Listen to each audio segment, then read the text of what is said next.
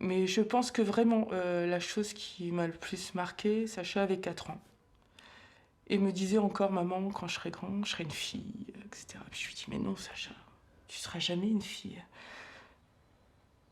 Et là, Sacha s'est mis à pleurer, mais c'était pas, c'était un vrai pleur de douleur.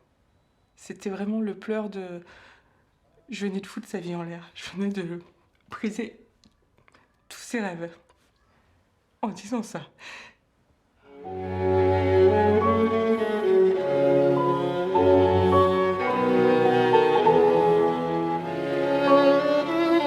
Et puis un jour, il m'a demandé une robe. J'étais gênée. Je l'ai vu se regarder dans le miroir, dans sa robe.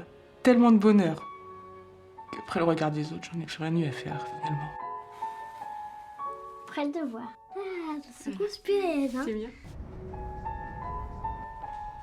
Comment ça se passe à l'école? Bah, bien, mais les très lycéens à l'école, ils sont pas très gentils.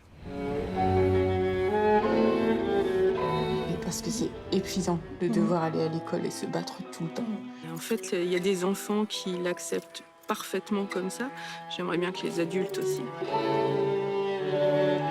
On sera plus dans cette école. Ça dépend de comment va réagir Monsieur Daja. Toi, t'as vraiment envie d'y rester. Non, pleure pas, ma puce. Je vais faire ce que je peux. Regarde-moi, je vais faire ce que je peux. C'est pas une question de tolérer ou pour moi c'est sa chapeau.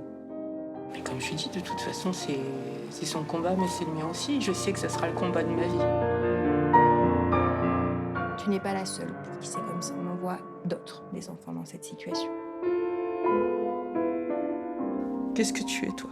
Tu es qui? Une fille? Ouais.